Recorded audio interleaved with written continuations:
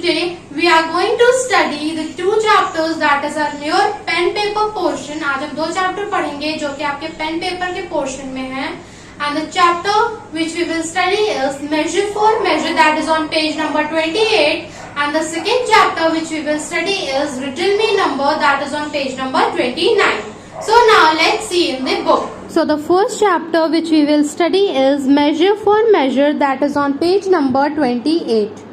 So here you have to match these instruments with the things they measure by writing the correct answer option in the boxes.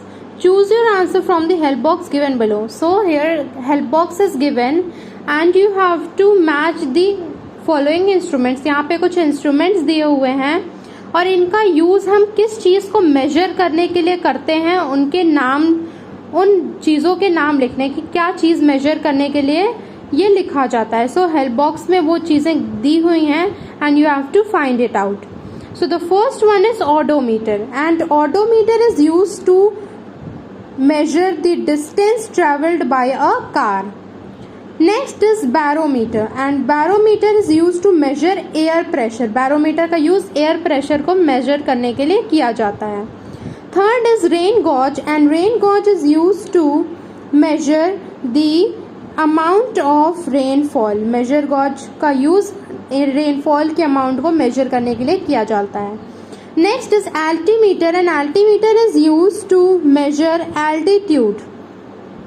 Next is hygrometer and hygrometer is used to measure relative humidity.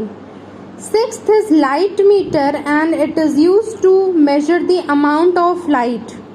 Seventh is clinometer and it is used to measure the angles of elevation or inclination.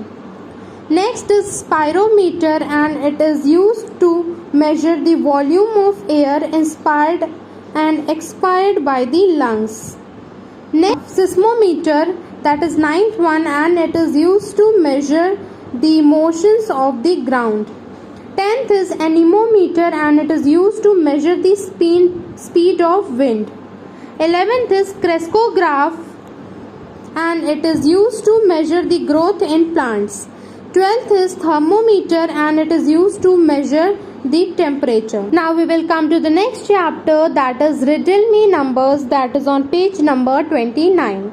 Here you have to solve these number puzzles. यहाँ पे कुछ puzzles दिए हुए हैं, questions दिए हुए हैं which you have to solve. The first one is last week I spent half of my money on a new jacket. Here it's saying कि पिछले हफ्ते मैंने अपने पास से आधे पैसे से, मेरे पास जो पैसे थे उनमें से आधे पैसे मैंने एक नई जैकेट खरीद ली. Then I spent half of what I had left on a new pair of jeans. उसके बाद जितना उसके पास बचा उस पैसे में से उसने उस पैसे का आधा पैसा उसने अपनी जीन्स खरीदने के लिए खर्च कर दिया. Finally I was left with 678 rupees. अब उसके पास ₹678 बचे हुए हैं. Now how much money did I spend. अब पूछ रहा है कि मैंने कितने पैसे खर्च किए. So for solving this question you have to take this in mind कि पहले आपके पास रुपए कितने हैं. You have 678 rupees. मतलब अगर उस 678 आपके पास बचे हैं तो उसने उसके आधे का जैकेट खरीदा था. मतलब आप 678 को पहले 2 से मल्टीप्लाई कर दोगे तो आपके पास, आपको पता चल जाएगा कि वो जब जीन्स खरीदने जा रहा था तो उसके पास टोटल अमाउंट कितना था. उसके बाद आपसे फिर पूछेगा जैकेट के लिए, तो फिर आप 2 से मल्टीप्लाई कर दोगे तो जैकेट की प्राइस निकल आएगी कि आपने जब लिया था जैकेट तब आपके पास 2712 मीन्स आप जब घर से निकले हो तो आपके पास 2712 रुपीज़ थे. आपने उसका हाफ पैसा जो है अपनी जैकेट पे खर्च किया. उसके बाद जो बचा हुआ था उसका हाफ आपने जीन्स पे खर्च कर दिया एंड उसके बाद आपके पास टोटल जो है 678 रुपीज़ बचे और आपने खर्च टोटल 2034 रुपीज़ किए थे. Now the second question is I have been travelling from place A to place B. अगर कोई पर्सन है वो प्लेस ए से प्लेस बी पर जा रहा है, मीन्स किसी एक जगह से दूसरी जगह पे जा रहा है. First day he had travelled 1/4 of the distance. पहले दिन उसने 1/4 डिस्टेंस ट्रैवल की. 1/4 मतलब 1/4. Second day he travelled 1/2 of the remaining distance, मतलब जो डिस्टेंस बची थी उसका आधा डिस्टेंस मतलब 1/2 उसने ट्रैवल किया। थर्ड डे में उसने 3/4 मतलब 3/4 डिस्टेंस कवर की जितनी बची हुई थी। और यस्टरडे मतलब कल उसने 1/3 डिस्टेंस कवर की। अब 21 किलोमीटर बचे हैं ट्रैवल करने के लिए। What is the total distance between the places, places के बीच में टोटल डिस्टेंस कितनी थी। So for this question we will let total distance between A and B, मतलब ए और बी के बीच के डिस्टेंस को हम x माइल्स मान लेंगे। सो उसके लिए पहले दिन को हम पहले निकालेंगे, सॉल्व करेंगे कि फर्स्ट डे की ट्रैवलिंग डिस्टेंस कितनी थी। 1/4 थी, मतलब 1/4 थी, तो 1/4 का x हमने रखा जो कि सॉल्व करने पे आएगा x/4, मतलब 1 इंटू x हो जाएगा और अपॉन 4 माइल्स, x/4 माइल्स। उसके बाद रिमेनिंग डिस्टेंस जो हमारे पास बची वो थी x माइनस x/4, तो जब हम इसका एलसीएम निकाल के इसको सॉल्व करेंगे फ्रैक्शन को तो आपके पास आएगा 3x/4 माइल्स। नेक्स्ट हम सेकेंड डे का निकालेंगे। सेकेंड डे पे जो 1/2 मतलब 1/2 डिस्टेंस ट्रैवल हुई है तो 1/2 इंटू 3x/4 रखेंगे, मीन्स जो पहली के रिमेनिंग डिस्टेंस हमने निकाली उसके साथ हम इसको इंटू करेंगे तो आएगा 3x/8 माइल्स। तो रिमेनिंग डिस्टेंस अब हम निकालेंगे, remaining distance 3x/4 minus 3x/8 कर देंगे तो हमारे पास आ जाएगा 3x/8 माइल्स। अब उसके बाद थर्ड डे की डिस्टेंस हमें ट्रैवल करी है हमने 3/4 मीन्स 3/4 हमने किया है, तो 3/4 को उसी तरह 3x/8 से कर देंगे मल्टीप्लाई और आंसर आएगा 9x/32। अब रिमेनिंग डिस्टेंस कितनी हो गई हमारे पास 3x/8 माइनस 9x/32, तो हो गई 3x/32 माइल्स। और यस्टरडे क्या था, यस्टरडे की ट्रैवलिंग डिस्टेंस थी 1/3, 1/3 थी, तो 1/3 को हम किससे करेंगे, जो हमने रिमेनिंग डिस्टेंस निकाली है 3x/32 से मल्टीप्लाई कर देंगे तो हमारे पास आंसर आ जाएगा x/32 माइल्स।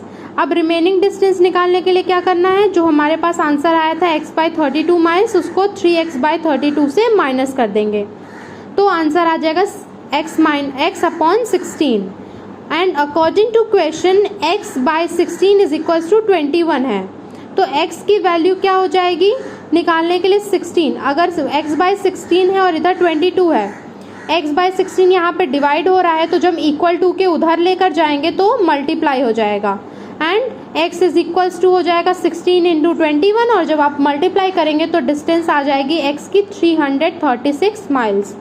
सो आपका आंसर हो गया 336 kilometre. Now the next one is draw arrows to indicate the movement of just 3 bubbles so that this right triangle can be flipped upside down। कह रहा है एरो ड्रॉ करिए to indicate the movement, ताकि indicate हो सके movement in 3 bubbles का, ताकि जो ये ट्रायंगल है इसको हम अपसाइड डाउन हम फ्लिप कर सकें। So here one image is given on the side and it is showing how you will draw the arrows so that it could indicate the movement of these 3 bubbles and it will be flipped upside down. Now the next one is put the numbers 1 2 3 4 5 6 7 8 and 9 in the bubbles। यहाँ पे bubbles बने हुए हैं और 1 से लेके 9 तक के नंबर्स को ऐसे फिट करना है ताकि जिस भी साइड को हम टोटल करें आंसर जो है हमेशा सेम आए। जब भी हम एक साइड से ऐड करें तो इधर भी सेम आंसर आए, इस साइड से ऐड करें तो इधर भी सेम और नीचे से भी ऐड करें तो सेम आए। So one image is given on the side, आप साइड में एक इमेज दी हुई है एंड यू कैन सी ये नंबर ऐसे पुट किया गया है कि इसे आप जब भी ऐड करेंगे तो आंसर जो है हमेशा 17 आएगा। लाइक 1 6 8 एंड 2 को अगर आप ऐड करते हैं तो 17 आएगा, 1 9 4 और 3 को आप ऐड करते हैं तो भी 17 आएगा, 2 5 7 और 3 को आप ऐड करते हैं तो भी आपका 17 आएगा। Next is fifth one is if you start from the bottom left corner, अगर आप बॉटम लेफ्ट कॉर्नर से नीचे से स्टार्ट करते हैं लेफ्ट कॉर्नर से and keep moving either a block up, और ब्लॉक ऊपर जाते जाते हैं और अ ब्लॉक टू राइट, उसके बाद राइट ब्लॉक में adding up numbers given in the blocks along the way, और नंबर्स को ऐड करते जाएं आप साथ साथ. What is the largest total that you can add up to. तो वो लार्जेस्ट टोटल क्या होगा जिसे आप ऐड कर पाएंगे. So the answer will be 38. So students, now your these 2 chapters are over. अब आपके ये दोनों चैप्टर्स जो हैं ओवर हो चुके हैं. And now your homework is that you have to do these 2 chapters in your book. आपको ये दोनों चैप्टर जो है अपनी बुक में सॉल्व करना है. एंड आपको अपनी बुक में करना है. एंड आपके ये जो चैप्टर है रिडल मी नंबर, इसमें आपको क्वेश्चन नंबर 2 मैंने सॉल्व करके शो किया है, जिसे आपको अपनी कॉपी में सॉल्व भी करना है. Okay, this will be your homework of the day. Till that, thank you.